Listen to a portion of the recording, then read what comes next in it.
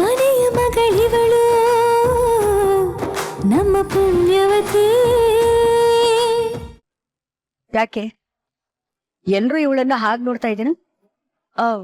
ಅಲ್ಲ ಅಮ್ಮಾಜಿ, ಪೂರ್ವಿ ನಾನು ಯಾವತ್ತೂ ಈ ಮನೆಗೆ ಬರಲ್ಲ ಅಂತ ಹೇಳಿದ್ಲು, ಇವಾಗ ಬಂದಿದ್ದಾಳ. ಅದಕ್ಕೆ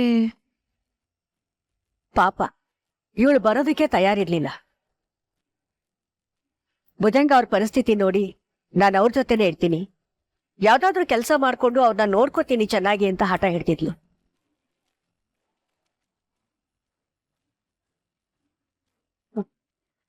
ಪಾಪ ಎಷ್ಟು ಕಾಳಜಿ ಅವ್ರ ಅಪ್ಪ ಅಮ್ಮ ಅಂದ್ರೆ ಇವಳಿಗೆ.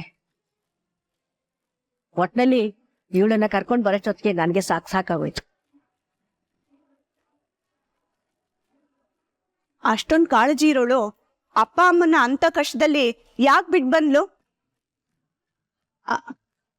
ಅಂದ್ರೆ ಅಮ್ಮಾಜಿ, ಹೆಣ್ಮಕ್ಳು ಅಪ್ಪ ಅಮ್ಮ ಕಷ್ಟದಲ್ಲಿದ್ದಾರೆ ಅಂದ್ರೆ ಮನ್ಸ್ ಮಾಡಲ್ವಲ್ಲ, ಅದಕ್ಕೆ ಪೂರ್ವಿ ಹೇಗೆ ಅವ್ರನ್ನ ಬಿಟ್ಟು ಬಂದ್ಲು ಅಂತ ಕೇಳ್ದೆ.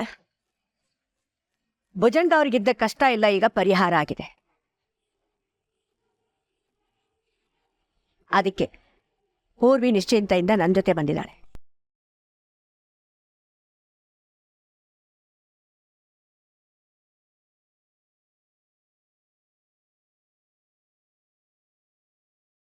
ಅಮ್ಮಾಜಿ ನಿಜ ಹೇಳ್ತಿದ್ದೀರಾ?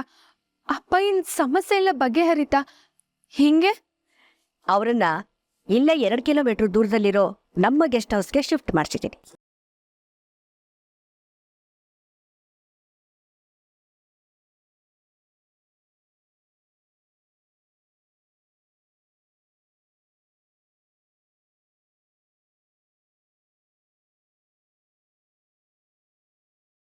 ಏನು, ನಮ್ಗೆ ಸ್ಟೋಸಾ? ಹೌದು, ಬೇಗರು ನಮ್ಮನೆಯವರಿದ್ದ ಹಾಗೆ ಅಲ್ವಾ? ಪಾಪ ಅವರಲ್ಲೆಲ್ಲೋ ಇದ್ದು ಕಷ್ಟಪಡೋದು ನನಗಿಷ್ಟ ಆಗೋದಿಲ್ಲ. ಅದಕ್ಕೆ ನಮ್ ಗೆಸ್ಟ್ ಹೌಸ್ ಅಲ್ಲಿ ಅವ್ರು ಉಳ್ಕೊಳ್ಳಿ ಅಂತ ವ್ಯವಸ್ಥೆ ಮಾಡಿದ್ದೀನಿ.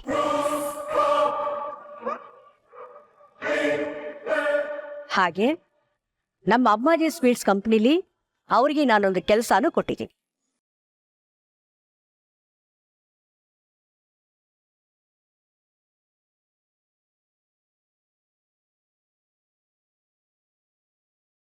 ಅಮ್ಮಾಜಿ, ನಿಮ್ಗೆ ಹೆಂಗ್ ಕೃತಜ್ಞತೆ ಹೇಳ್ಬೇಕು ನನ್ಗೆ ಗೊತ್ತಾಗ್ತಿಲ್ಲ.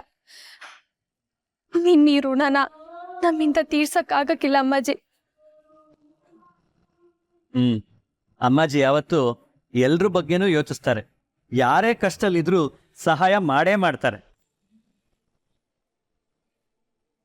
ಪೂರ್ವಿನ ಇಲ್ಲಿ ಕರ್ಕೊಂಡ್ ಬಂದು ತುಂಬಾ ಒಳ್ಳೆ ಕೆಲಸ ಮಾಡಿದ್ರಿ ಅಮ್ಮಾಜಿ. ಪದ್ಮಿನಿ ತುಂಬಾ ಬೇಜಾರಲ್ಲಿದ್ಲು. ಈಗ ನೋಡಿ, ನನ್ ಸೊಸೆ ಮುಖದಲ್ಲಿ ಕಳೆ ಬಂದಿದೆ.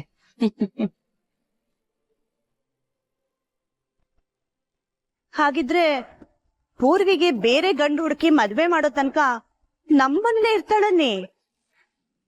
ಅದನ್ ಕೇಳ್ತಿರಲ್ಲ ಅತ್ತೆ ನೀವು.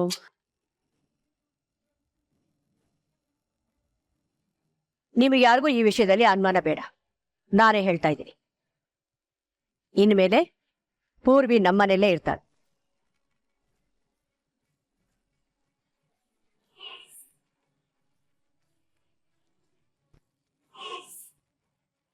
ಹಾಗೆ ಇದ್ರ ಬಗ್ಗೆ ಇನ್ಯಾರೂ ಚರ್ಚೆ ಮಾಡೋದು ಬೇಡ ಅಷ್ಟೇ. ಪದ್ಮಿನಿ, ನೀನ್ ರೆಸ್ಟ್ ಮಾಡ್ಬೇಕು. ಬಾ ನನ್ ಜೊತೆ ಬಾ.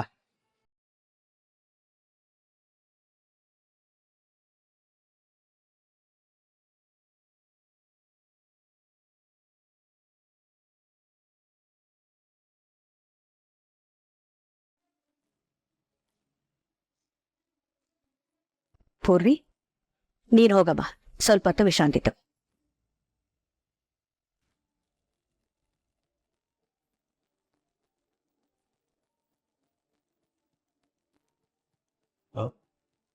ಅಮ್ಮಾಜಿ, ನನಗೆ ನಿಮ್ಮ ಮಾತು ಅರ್ಥ ಆಗಲಿಲ್ಲ.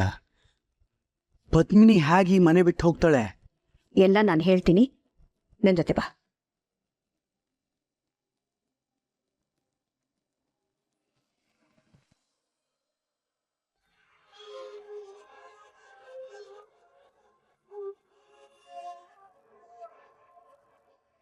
ಪದ್ಮಿನಿ, ನೀನು ಸರಿಯಾಗಿ ರೆಸ್ಟ್ ಮಾಡಬೇಕು. ಊಟ ತಿಂಡಿ ಸರಿಯಾಗಿ ಮಾಡಲಿಲ್ಲ ಅಂದರೆ ನಿನ್ನ ಹೆಲ್ತ್ ಸರಿ ಹೋಗಲ್ಲ. ಊಟ ತಿಂಡಿ ಎಲ್ಲ ಮಾಡ್ತೀನಿ ನಂದನ್ನೋರೆ. ಪೂರ್ವಿ ಬಂದಿದ್ದಾಳಲ್ಲ, ನಂಗೆ ಇನ್ನೇನು ಚಿಂತೆ. ನೀನು ಸರಿಯಾಗಿ ಟ್ಯಾಬ್ಲೆಟ್ಸ್ ತಗೋಬೇಕು. ಅದಕ್ಕಿಂತ ಹೆಚ್ಚಾಗಿ ನಿನ್ನ ಬಗ್ಗೆ ನೀನು ಕಾಳಜಿ ತಗೋಬೇಕು. ಬರೀ ಈ ವಿಷಯಕ್ಕೆ ಅಂತಲ್ಲ, ಈ ಎಲ್ಲ ವಿಷಯಕ್ಕೂ. ಪೂರ್ವಿ ಬರದೇ ಇಲ್ವೇನೋ ಅಂತ ಭಯ ಆಗೋಗಿತ್ತು ನನಗೆ. ಆದ್ರೆ ಅಮ್ಮಾಜಿ ಅವಳನ್ನ ಕರ್ಕೊಂಡು ಬಂದ್ಬಿಟ್ರು. ಒಂದು ವಾರ ಬಿಟ್ಟು ಮತ್ತೆ ಡಾಕ್ಟರ್ ಹತ್ರ ಹೋಗೋಣ, BP ಚೆಕ್ ಮಾಡಿಸೋಣ, ಸರಿನಾ? ಇದೆಲ್ಲ ದೇವ್ರ ನಿರ್ಣಯ ನಂದನ್ನೋರೆ. ಇಲ್ಲ ಅಂತಿದ್ರೆ ಪೂರ್ವಿ ಮನೆಗ್ ಬರದೇ ಇಲ್ಲ ಅಂತ ನಿರ್ಧಾರ ಮಾಡಿದ್ಲು. ಆದ್ರೆ ಮತ್ತೆ ಯಾಕೆ ಬಂದ್ಲು ಹೇಳಿ? ಈಗ್ಲಾದ್ರೂ ಒಪ್ಕೋತೀರಾ ಇದು ಪೂರ್ವಿ ಮನೆ ಅಂತ? ಮತ್ತೆ ನಿಮ್ಮ ಅವಳ ಗಂಡ ಹೆಂಡತಿ ಸಂಬಂಧನ ಆ ದೇವ್ರೆ ಮಾಡಿದ್ದು ಅಂತ? ಸ್ವಲ್ಪ ಬಾಯಿ ಮುಚ್ಕೊಂಡಿರ್ತೀಯಾ?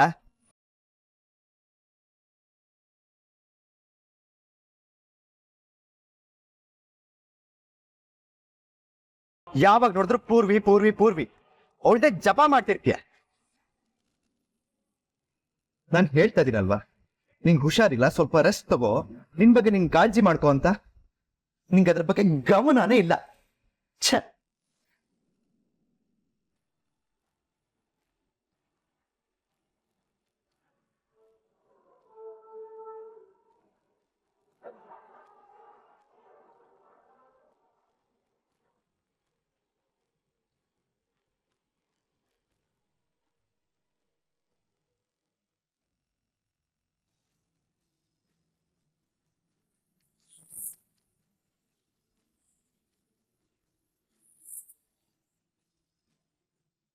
ಅರ್ಥ ಆಯ್ತಲ್ವಾ? ಅಮ್ಮಾಜಿ, ಇದೆಲ್ಲ ಸಾಧ್ಯನಾ? ಈ ವಿಚಾರಕ್ಕೊಂದು ಲಾಜಿಕ್ಕೆ ಇಲ್ವಲ್ಲ ಅಮ್ಮಾಜಿ? ಅಲ್ಲ ಅಮ್ಮಾಜಿ, ನೀವ್ ಹೇಳ್ದಾಗೆ ನಾನು ಮಾಡಿದ್ರೆ ಇದೆಂತ ಶಾಸ್ತ್ರ ಅಂತ ಎಲ್ರೂ ನನ್ನನ್ನು ಬೈತಾರೆ. ಉಳ್ದವ್ರು ಹೋಗ್ಲಿ, ನಮ್ಮನೆಯವ್ರೇ ನನ್ನ ಮಾತು ನಂಬ್ತಾರ? ನಮ್ ನಂದನ್ ನಾನು ಹೇಳೋದನ್ನ ಒಪ್ಕೋತಾನ? ನೀನು ನಂಬೋ ಥರ ಹೇಳಿದ್ರೆ ನಂಬ್ಕೋತಾರೆ, ಒಪ್ಕೋತಾರೆ. ಒಟ್ಟಲ್ಲಿ ನರೇಂದ್ರ, ನಿನ್ನ ಮಾತಿಂದ ಯಾರಿಗೂ ಅನುಮಾನ ಹುಟ್ಟುತ್ತಿರೋ ಹಾಗೆ ನೋಡ್ಕೊಳ್ಳೋದು ನಿನ್ನ ಕೈಯಲ್ಲಿದೆ. ಅಷ್ಟೇ ಅಲ್ಲ, ನಮ್ಮ ಮನೆ ಗೌರವ, ನನ್ನ ಮೊಮ್ಮಗನ ಭವಿಷ್ಯ ಎರಡೂ ಇದರಲ್ಲೇ ನಿಂತಿದೆ. ನೀನಾಡೋ ಮಾತೆ ದಿಕ್ ತಪ್ಪಿರೋ ನಂದನ್ ಬದುಕನ್ನ ಸರಿಯಾದ ದಾರಿಗೆ ತಂದು ನಿಲ್ಸೋದು. ಇದೆಲ್ಲ ನಿನ್ನ ಕೈಲಿದೆ ನರೇಂದ್ರ, ನೆನಪಿರ್ಲಿ.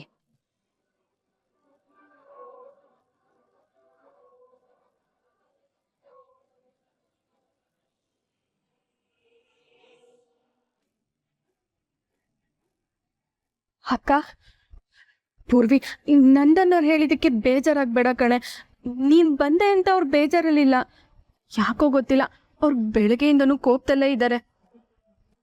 ನೋಡಕ್ಕ, ನಾನು ಇಲ್ಲಿಗೆ ಬಂದಿದ್ದು ನಿನ್ನ ಆಸೆನ ಪೂರೈಸೋದಕ್ಕೂ ಅಲ್ಲ, ನಿನ್ನ ಮಾತನ್ನ ಕೇಳಿ ಇಲ್ಲೇ ಇರೋದಕ್ಕೂ ಅಲ್ಲ.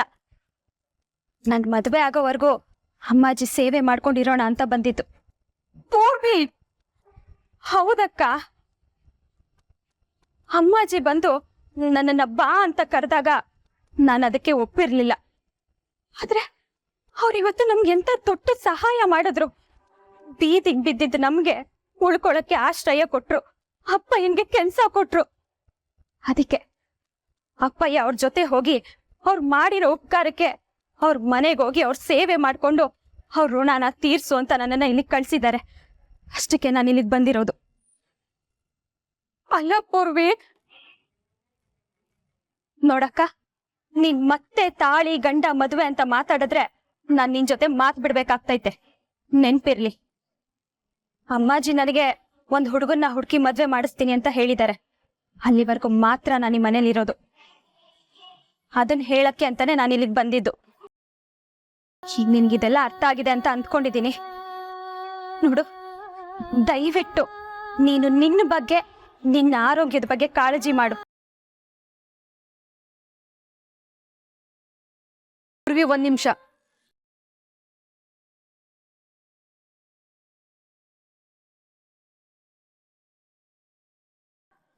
ಪೂರ್ವಿ, ಇವತ್ ನೀನ್ ತಾಳಿ ತೆಗಿತೀನಿ ಅಂತ ಅತ್ತೆ ಒಂದ್ ಜೊತೆ ದೇವಸ್ಥಾನಕ್ಕೆ ಹೋಗಿದ್ದೆ ಅಲ್ವಾ? ಮತ್ಯಾಕೆ ತಾಳಿನೇ ತೆಗ್ದಿಲ್ಲ? ಅದು ನಾನು ತೆಗಿತಿದ್ದಾಗ ನಿನಗೆ ಹುಷಾರಿಲ್ಲ ಅಂತ ನರೇಂದ್ರ ಅಂಕಲ್ ಮೆಸೇಜ್ ಮಾಡಿದ್ರು. ಆ ಗಾಬ್ರಿಲಿ ಆಸ್ಪತ್ರೆಗೆ ಹೊರಟ್ಬಿಟ್ಟೆ. ಇಲ್ಲ ಅಂದಿದ್ರೆ ತೆಗ್ದಿರ್ತಿದ್ದೆ. ಇದೇ ಕಣೆ, ಇದನ್ನೇ ದೇವ್ ನಿರ್ಣಯ ಅಂತ ಹೇಳೋದು. ನೀನು ತಾಳಿ ತೆಗಿಬೇಕು ಅಂತ ನಿರ್ಧಾರ ಮಾಡಿದ್ರು ಆ ದೇವ್ರು ಅದಕ್ಕೆ ಅವಕಾಶ ಮಾಡಿಕೊಡ್ತಿಲ್ಲ. ಯಾಕಂದ್ರೆ ಆ ತಾಳಿ ಸ್ಥಾನ ನಿನ್ ಕುತ್ಕೇಲೈತೆ. ಮತ್ತೆ ನೀನೇ ಈ ಮನೆಯಿಂದ ಹೋಗ್ತೀನಿ ಅಂದ್ರು ಅದಕ್ಕೂ ಆ ದೇವ್ರು ಬಿಡ್ತಿಲ್ಲ. ಯಾಕಂದ್ರೆ ಈ ಮನೇಲಿ ನಿನ್ ಸ್ಥಾನ ಇದೆ. ನೀನ್ ಮಾತ್ರ ಯಾವತ್ತೂ ಬದ್ಲಾಗಕ್ಕಿಲ್ಲ ಅಲ್ವಾ?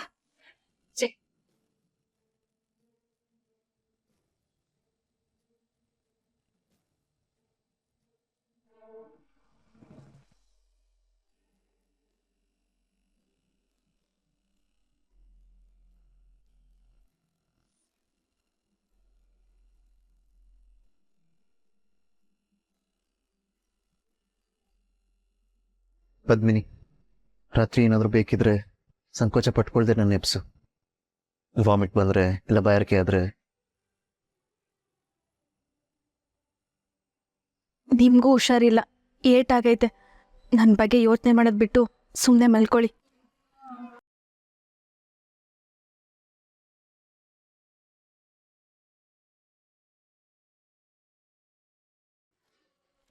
ಅಮ್ಮಾಜಿ ಬನ್ನಿ. ಏನ್ ಮಾಡಕ್ ಹೊರಟಿದ್ದೀರಾ ನೀವು? ನರೇಂದ್ರ, ನಂದನ್ನು ಪದ್ಮಿನಿ ಒಟ್ಟಿಗೆ ಮಲಗಿದ್ದಾರೆ. ನಾನು ಅದನ್ನು ತಡಿಬೇಕು. ಹಾಗಂತ ಇಷ್ಟೊತ್ತಲ್ಲಿ ಅವ್ರ ರೂಮ್ ಬಾಗಿಲು ಬಡ್ದು ಅವ್ರ ನೆಪ್ಸಿ ನೀವು ದೂರ ದೂರ ಮಲ್ಕೊಳ್ಳಿ ಅಂತ ಹೇಳೋದು ಎಷ್ಟ್ರ ಮಟ್ಟಕ್ಕೆ ಸರಿ ಅಮ್ಮಾಜಿ?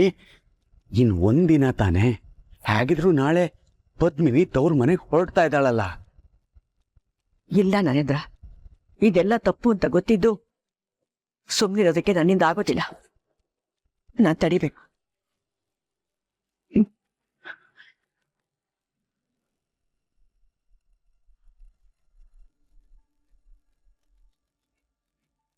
ನಾನೇ ಹೋಗಿ ನೋಡ್ತೀನಿ, ನೀವು ಮಲ್ಕೊಳ್ಳಿ.